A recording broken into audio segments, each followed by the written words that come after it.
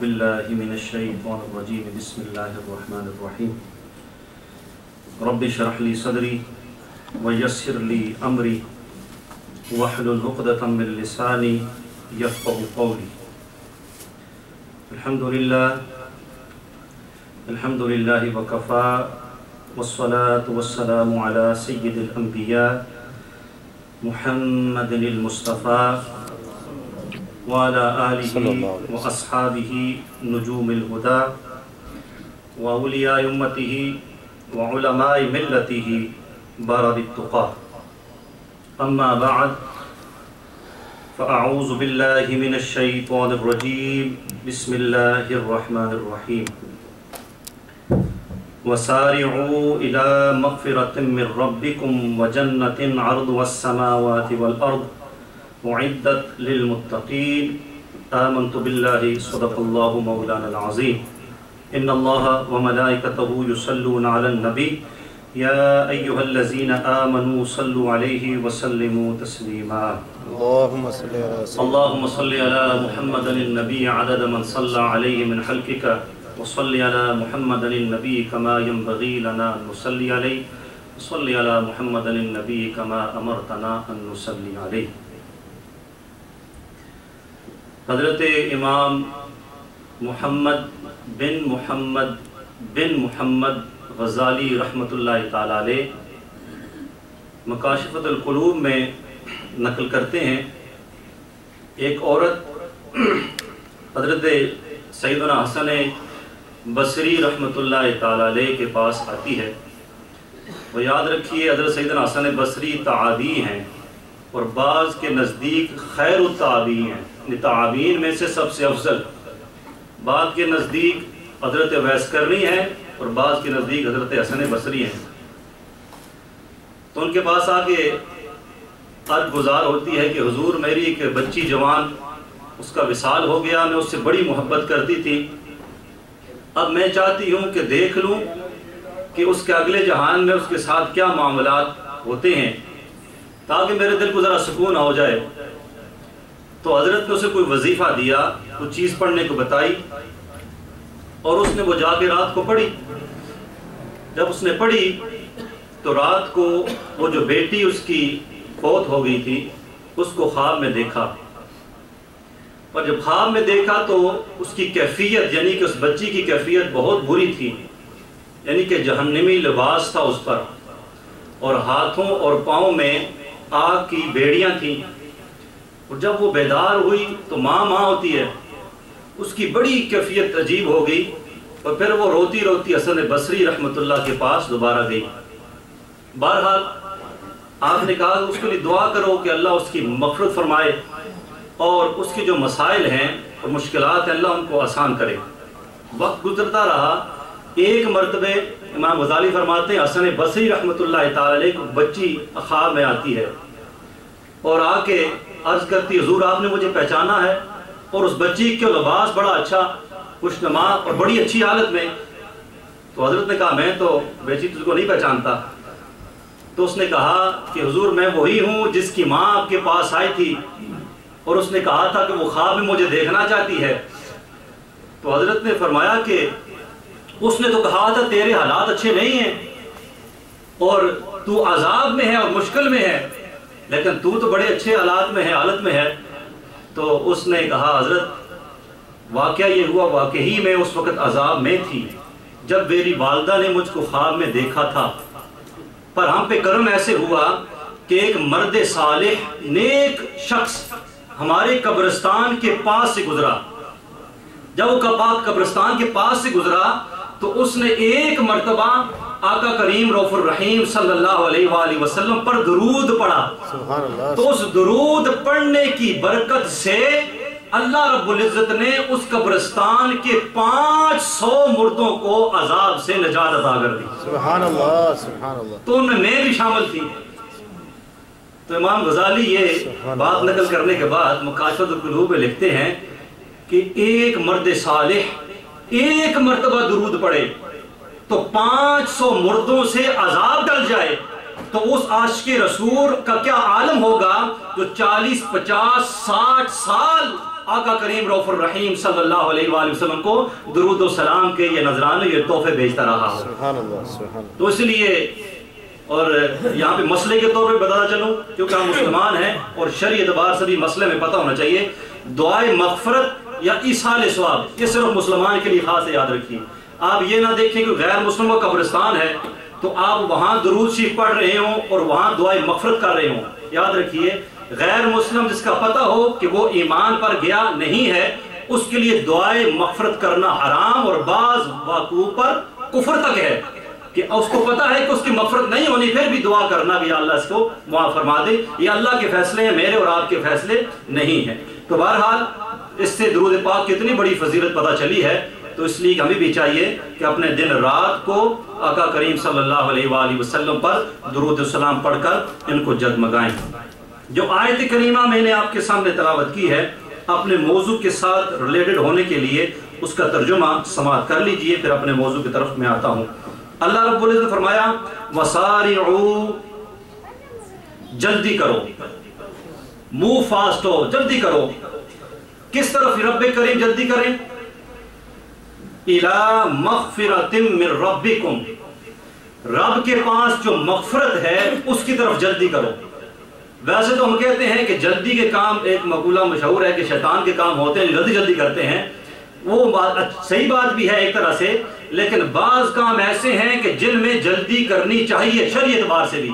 مثال کے طور پہ آپ جمعہ میں آتے ہیں جلدی آنا چاہیے، اس کا ثواب ہے. اب نماز میں کھڑے ہو گئے ایک دفعہ تو اگر اس کے بعد آپ جلدی کریں گے نماز پڑھتے پڑھتے تو وہ کام رحمت والا نہیں ہے، وہ شیطانی پسند کام ہے کہ یہ ختم کرے فوراً، اور نہ رکوع صحیح طریقے سے ادا، نہ سجدہ صحیح طریقے سے ادا، نہ قومے کا پتہ، نہ جلسے کا پتہ، اور پھر وہ نماز الٹا ضائع ہو جاتی ہے. آنا اچھی بات ہے لیکن نماز کے دوران سکون اور تسکین کے ساتھ اس کو ادا کرنا یہ اچھی بات ہے. تو یہاں اللہ رب نے فرمایا وسارعوا، جلدی کرو، الی مغفرۃ من ربکم، مغفرت کی طرف جو کہ تمہارے رب کے پاس ہے، وجنت، اور جنت کی طرف. اب سوال یہ پیدا ہوتا ہے کچھ سمت ہوتی کہ مشرق کی طرف بھاگو، مغرب کی طرف بھاگو، شمال کی طرف جاؤ، جنوب کی طرف جاؤ، کوئی سمت ہوتی تو بندہ کہتا اس طرف جلدی کرے. پر اللہ نے دو چیزیں بتائیں اور سمت نہیں معلوم.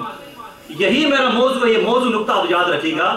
اللہ نے دو چیزیں بیان کی ہیں، جلدی کرو ان کی طرف، مغفرت کی طرف جلدی کرو اور جنت کی طرف جلدی کرو. پھر اللہ نے جنت کی تعریف خود بیان کی ہے کہ جنت کیا ہے، ارض والسماوات والارض، کہ وہ جنت ہے جس کی چوڑائی جو ہے وہ آسمانوں اور زمین کے برابر ہے. لمبائی کی بات اللہ نے نہیں کی، چوڑائی کی بات کی ہے، یہ بھی سمجھانے کے لیے کہ اس جنت کی طرف جلدی کرو کہ جس کی چوڑائی آسمانوں اور زمین کے برابر ہے. اور وہ تیار ہے رب کریم کس لیے کی ہے کہ جو جلدی کریں گے، جب وہ جلدی کریں گے مغفرت کی طرف، جنت کی طرف، تو وہ کون ہوں گے، کس کے لیے تیار ہے؟ اللہ نے فرمایا اعدت للمتقین، جو کہ میں نے تیار کی ہے اور متقین کے لیے تیار کی ہے. تو اب دیکھتے ہیں کہ اے رب کریم ہم جنت کی طرف جلدی جانا چاہتے ہیں، ہم تیری مغفرت کی طرف جلدی جانا چاہتے ہیں، ہم تیرے اس حکم پر عمل کرنا چاہتے ہیں. اب آتے ہیں ان کاموں کی طرف جو کہ کام ہم کو ان دونوں چیزوں تک ہماری رسائی کر دیں گے، ہم تو وہاں تک پہنچا دیں گے. ان میں سے ایک کام آنے والا مہینہ رجب المرجب ہے. میں نے کہا کہ آج 29 ہے تو کل ہو سکتا ہے یکم ہو جائے، اگر چاند نظر آتا ہے یہ تو پرسوں یکم ہوگی. تو یہ مناسب تھا کہ وقت ایسا ہے تو رجب المرجب کے فضائل بیان کیے جائیں تاکہ وہ سن کر جو جنت کی طرف جلدی سے جانا چاہتا ہے، جو رب کی مغفرت سے حصہ پانا چاہتا ہے، تو یہ مہینہ آنے والا ہے جس میں خاص رحمت رب کا نزول ہوتا ہے اور اس سے انسان اپنے آپ کو مستفید کر سکتا ہے. اب آتے ہیں رجب. پہلے دیکھیں کہ رجب کے معانی کیا ہے، علماء کیا فرماتے ہیں. اس کے جو ورڈ ہیں را جیم با، اس کا مفہوم کیا ہے. امام غزالی رحمۃ اللہ فرماتے ہیں رجب یا تو ترجیب سے مشتق ہے، مشتق معنی نکلا ہوا ہے، ترجیب ورڈ ہے، رجب اس سے نکلا ہے. اس کا معنی ہے کہ تعظیم کرنا. تو دوسرے لفظوں میں کیا معنی ہوگا کہ رجب کا معنی یہ ہوگا کہ جس مہینے کی تعظیم کی جائے اس کو رجب کہتے ہیں. اور ابھی تو اسلام آنے سے پہلے اور نبی صلی اللہ علیہ وسلم کا اعلان نبوت کرنے سے پہلے بھی جو کفار تھے وہ بھی اس مہینے کو یعنی کہ رجب المرجب کی تعظیم کیا کرتے تھے اور اس کے بعد بھی. اور یا فرماتے ہیں اس کا ایک معنی ہے العصب. العصب کا معنی ہے بہت زیادہ تیز بہاؤ والا, بہت جلدی سے تیز بہاؤ والا, یعنی کہ اس ماہ مقدس میں گناہگاروں جب گناہگار ہوتا ہے تو وہ توبہ کرتا ہے تو رب کی رحمت اس کی طرف تیزی سے آتی ہے, اس لیے اس کو العصب بھی کہتے ہیں.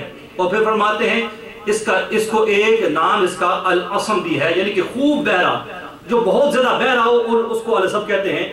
اس کی وجہ یہ ہے کہ اس مہینے میں جنگ و جدل کی آواز بالکل سنائی نہیں دیتی تھی. یعنی جب یہ مہینہ آتا تھا تو جب لوگ لڑائی میں بھی ہوتے تھے تو اس مہینے کی تعظیم کی وجہ سے وہ لڑائی کو سٹاپ کر دیتے تھے کہ رجب کا مہینہ آ گیا ہے.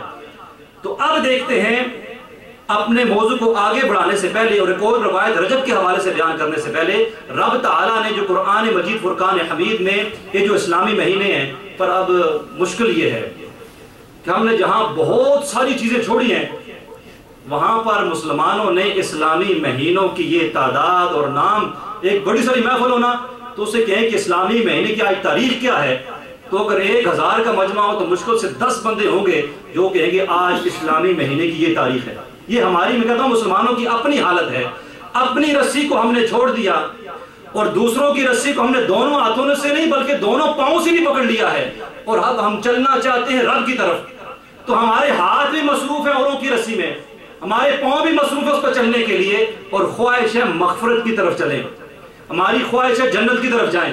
تو ساتھیوں اس طریقے سے رستہ اور ہے, ڈیسٹینیشن اور ہے, ہم مقام پر نہیں پہنچیں گے. جانا ہے تو رستہ وہ ہے جو آقا کریم رؤوف الرحیم صلی اللہ علیہ وآلہ وسلم نے منشن کر دیا. اللہ رب العزت قرآن پاک میں فرماتا ہے, سورہ توبہ ہے, ان عدت الشہور عند اللہ 12, بے شک مہینوں کی گنتی اللہ کے نزدیک 12 مہینے ہیں. ایک بات بھی یاد رکھیے کہ یار آپ کو پتا ہے, سب کو معلوم ہے کہ آدم علیہ السلام کو جب اللہ نے تخلیق کیا تو اس سے پہلی زمین آسمان تھے, یہ آپ کو معلوم ہے نا. تو اس کا مطلب ہے دن رات کا نظام اس وقت بھی تھا. آدم علیہ السلام کی تخلیق سے پہلے دن رات صبح و شام کا نظام تھا. تو اللہ نے فرمایا کہ اللہ کے حضور یعنی سے مطلب ہے کہ دنوں اور مہینوں کی تعداد آدم علیہ السلام کی تخلیق سے پہلے موجود ہے. تو اللہ نے قرآن مجید اسی طرح اشارہ فرمایا اور فرمایا کہ اس کی تعداد کتنی ہے, 12 ہے. کہاں پر؟ فی کتاب اللہ, اللہ کی کتاب میں. یوم خلق السماوات والارض, جب سے اس نے آسمان اور زمین بنائے ہیں, جب سے رب تعالیٰ نے آسمان اور زمین بنائے ہیں, مہینوں کی تعداد کتنی ہے؟ 12. کتنی ہے؟ 12 کا حصہ کتنا زبردست ہے. اب تو جنت کا موضوع آئے گا تو 12 کے اور کتنے کرشمے ہیں وہ بھی انشاءاللہ آپ کے سامنے میں بیان کروں گا. 12 تعداد ہے. پھر اللہ نے خود فرمایا اربعۃ حرم, 4 ان میں سے حرمت والے ہیں. 4 کون سے ہیں؟ حرمت والے. 4 بھی تعداد اللہ کو بڑی پسند ہے. فرشتے بھی 4, کتابیں بھی 4, مذہب بھی 4. اور اس کے ساتھ یہ مذہب یاد رکھیے, ہم یہ کہتے ہیں مذہب کون سے 4 ہو گئے ہیں اور ہم اس کو استعمال مذہب کے نام کو غلط جگہ کرتے ہیں.